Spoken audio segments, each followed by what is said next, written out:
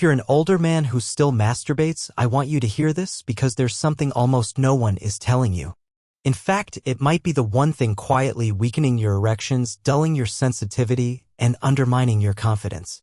And it's not because you're doing it, but because of how you're doing it. My name is Dr. Mohit Kara. For the past 30 years, I've been helping men over 60 restore their energy, intimacy, and power.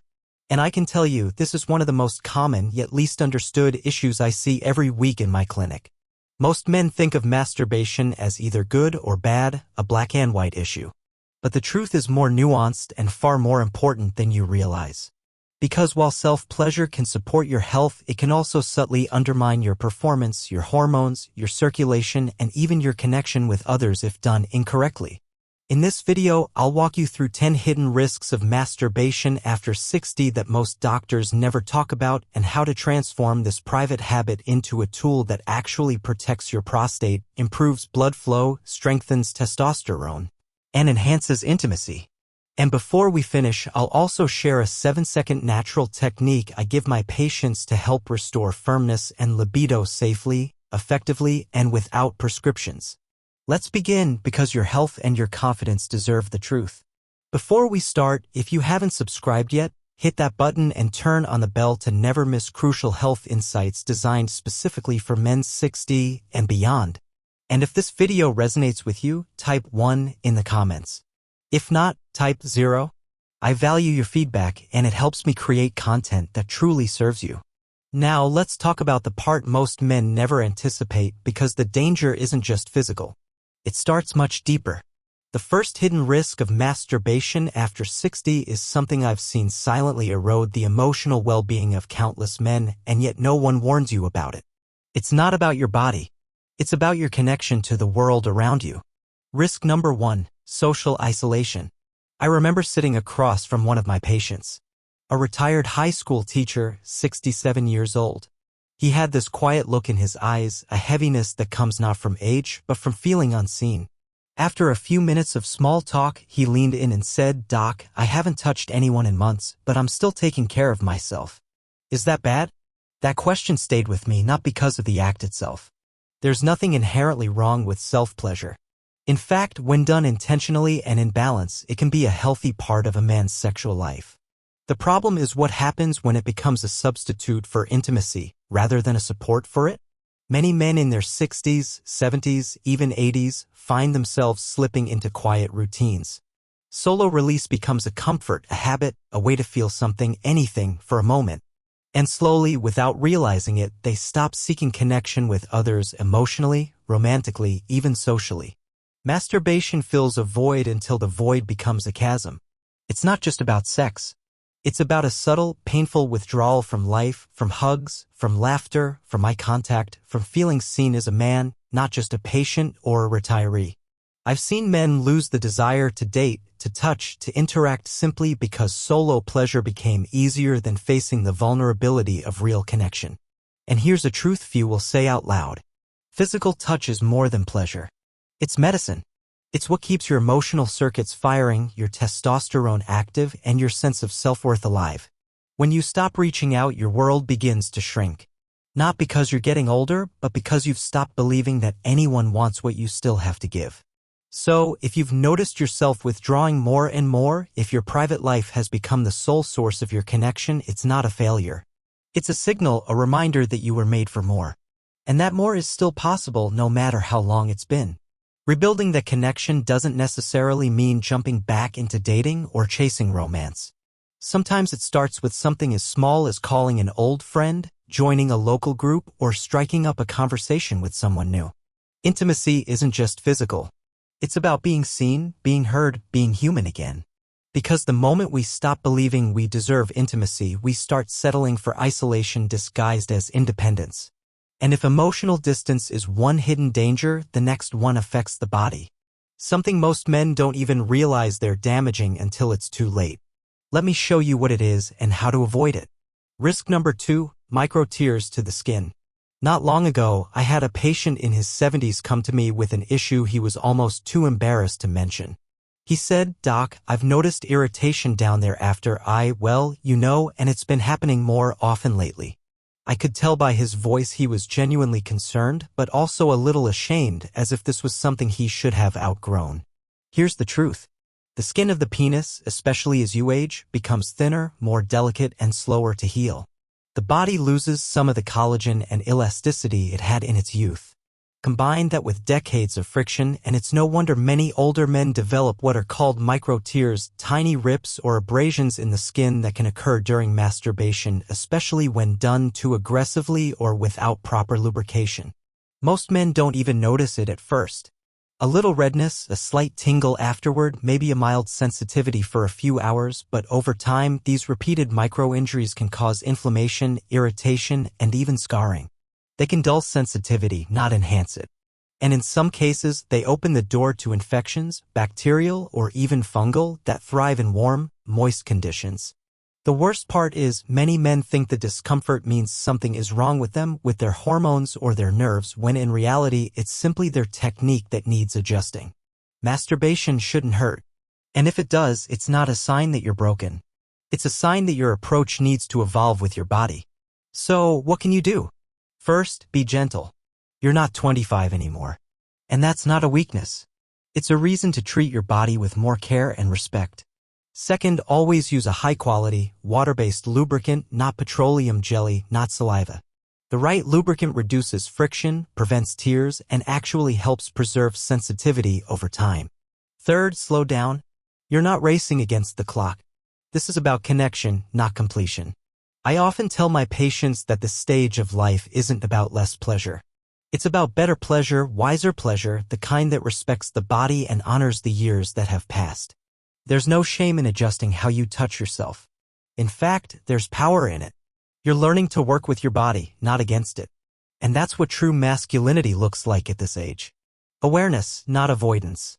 Now, if friction and irritation are warning signs you can feel, what about dangers you can't? What if I told you there's a hidden risk that affects not your skin, but your brain? One that silently conditions your body to stop responding to real intimacy altogether. That's what we explore next, and I promise you it might change how you view your entire approach to pleasure.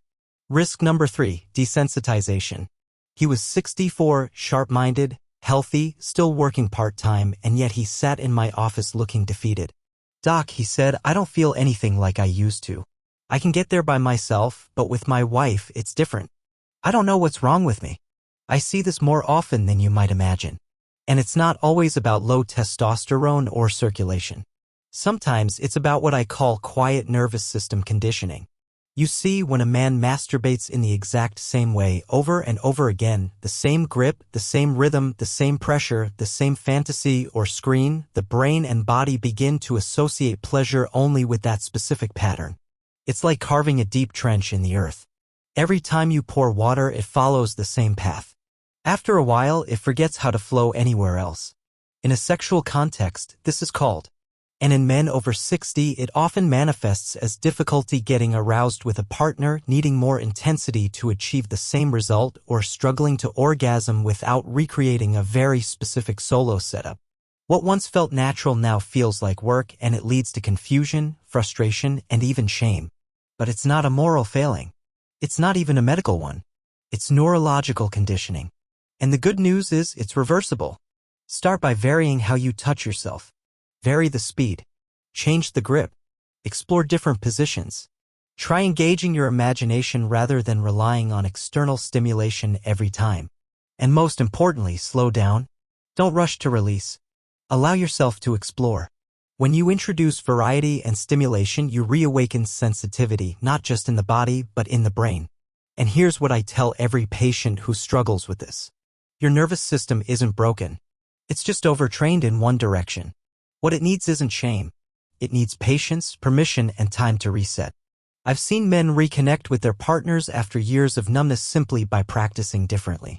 They didn't need pills or procedures.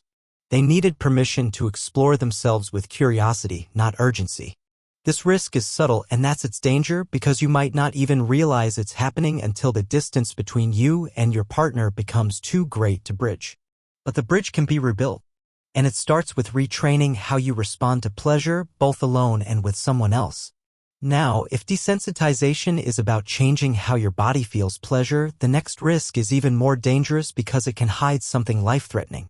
It's something most men overlook, and it often goes unnoticed until it's too late. Let's talk about it, because what you don't know here can absolutely matter. Risk number 4, masking erectile dysfunction. I had a man in his early 60s come to me once who had been putting off a visit for almost a year. He looked healthy, exercised 3 times a week, had been married for decades, but something was weighing on him. After some gentle conversation, he finally admitted, I just can't get firm enough to have sex with my wife. That moment was heavy, not because he was broken, but because he didn't realize his body was sending him a warning. What he considered a minor intimacy problem was actually an early signal of something much deeper. Perhaps vascular disease, blood sugar issues, or a hormonal decline. Here's what most men don't know and doctors don't always explain. The penis is like a barometer for your cardiovascular system. When blood flow slows, when arteries become less elastic, when hormone levels drop, or nerve sensitivity declines, your ability to get and maintain an erection with a partner is often the first thing to change. But because masturbation is typically easier mentally, emotionally, and physically, many men assume everything is fine. They're still functioning, just not like they used to. But that assumption can be dangerous. Masturbation can sometimes bypass deeper issues. It doesn't require the same psychological or physiological complexity. So, while you're managing to get aroused alone, you might be overlooking early-stage erectile dysfunction that could be signaling heart disease, diabetes, or declining testosterone, all of which are highly treatable with early detection. The truth is, I'd rather a patient come to me with these issues early than wait until something serious happens. Because with early intervention, we can improve circulation, restore hormonal balance, and even reverse many of the root causes of erectile dysfunction without aggressive medications or surgery. And here's what I want every man over 60 to hear. There's no shame in needing help. It's dangerous to wait. It's risky to stay silent. If you notice a pattern, erections are less firm, don't last, disappear with a partner, but remain during solo sessions, that's not something to ignore. That's something to bring to a trusted doctor who sees you as a whole person, not just a symptom. You deserve a full life, not workarounds.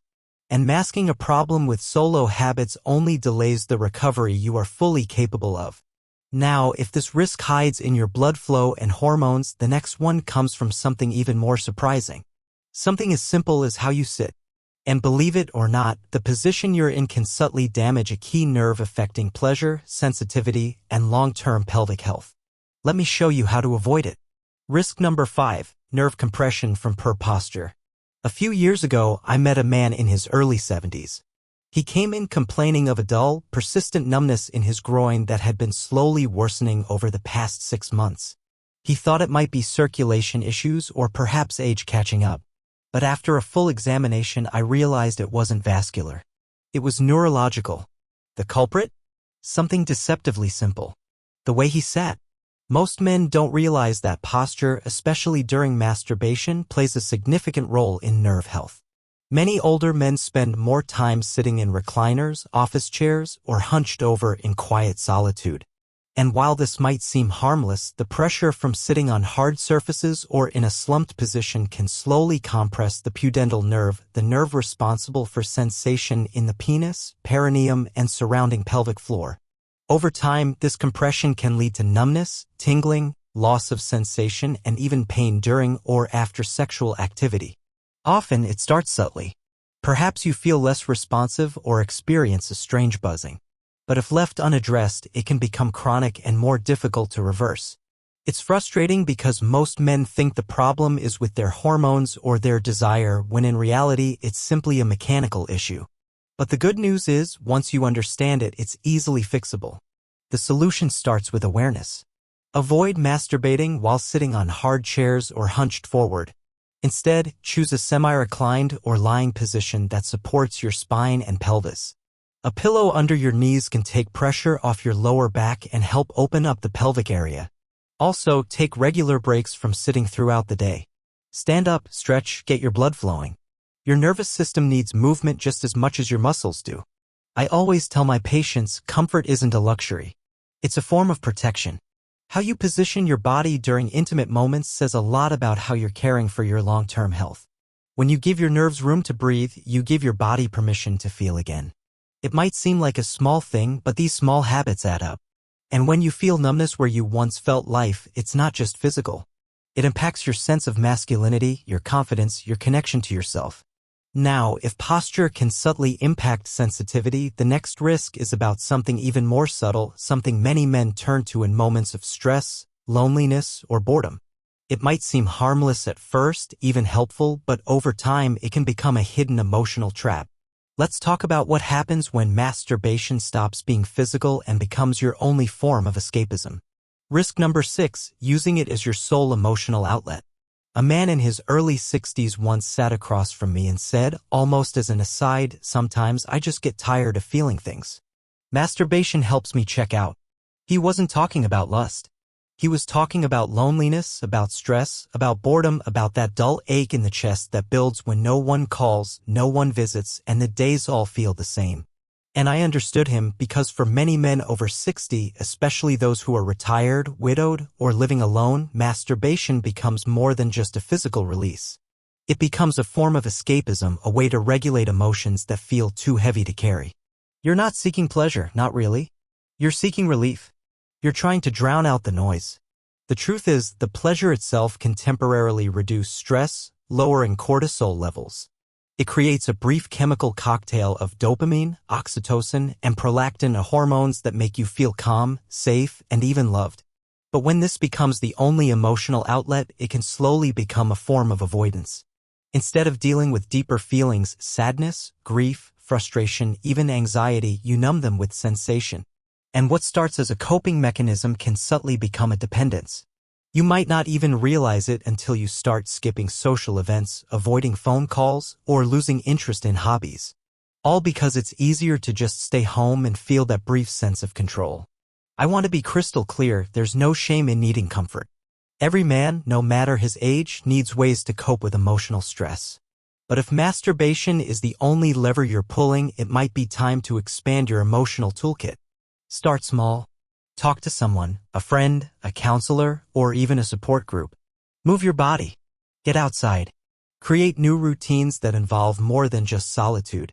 Find new rhythms that help you feel alive, not just distracted. Because as pleasurable as orgasm can be, it's no substitute for purpose, for conversation, for connection to something bigger than yourself. You deserve a life that gives you more than fleeting relief. You deserve emotional strength.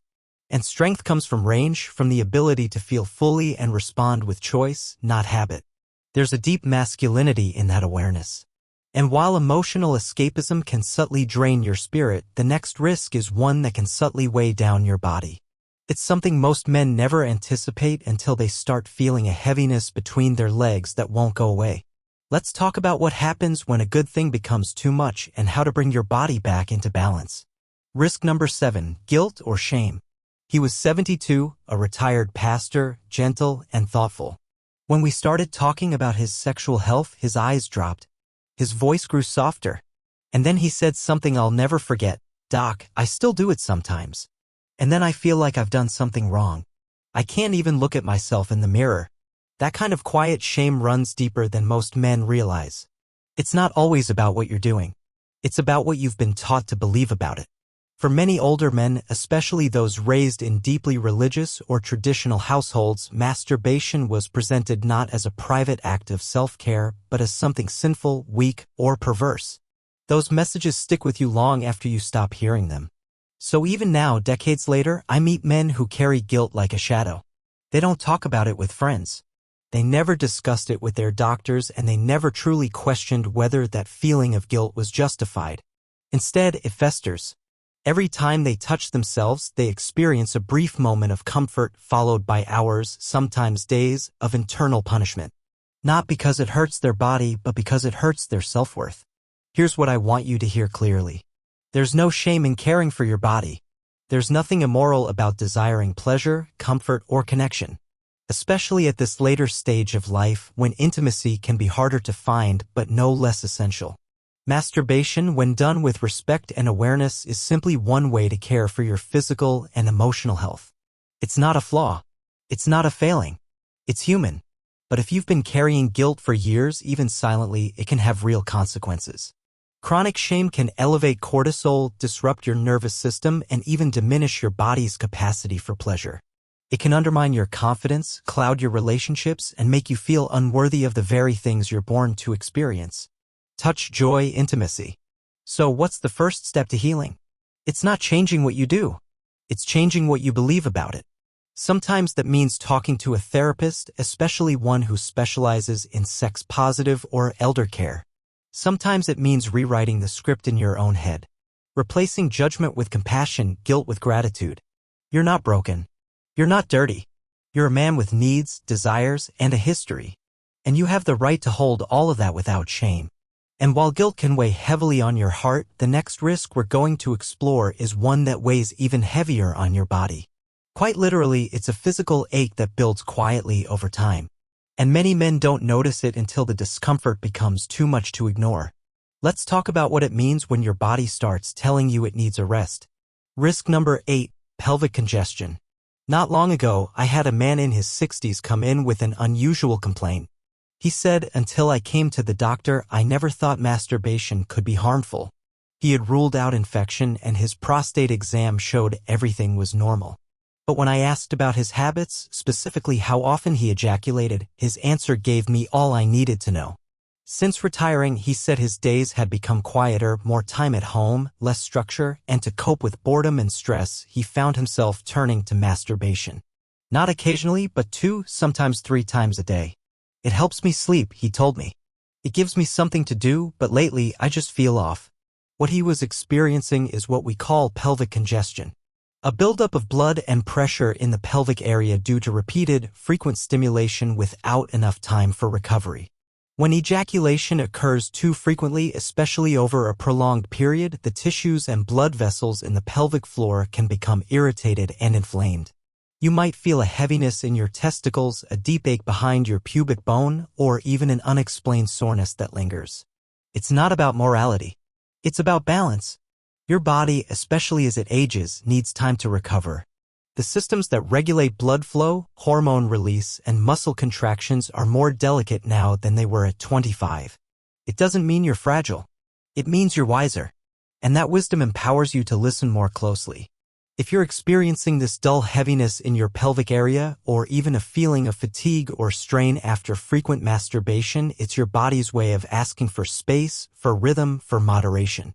Most men over 60 do better with a few days break between sessions. Not because more is evil, but because recovery is just as important as activity. And remember, more isn't always better. Pleasure doesn't increase with repetition. In fact, when you give your body time to recover, the sensations often return stronger, more vibrant, and more satisfying. You don't have to live with that dull ache. You don't have to push through discomfort or ignore your body's quiet signals. Sometimes a small change in timing makes a big difference in how you feel physically, emotionally, and sexually.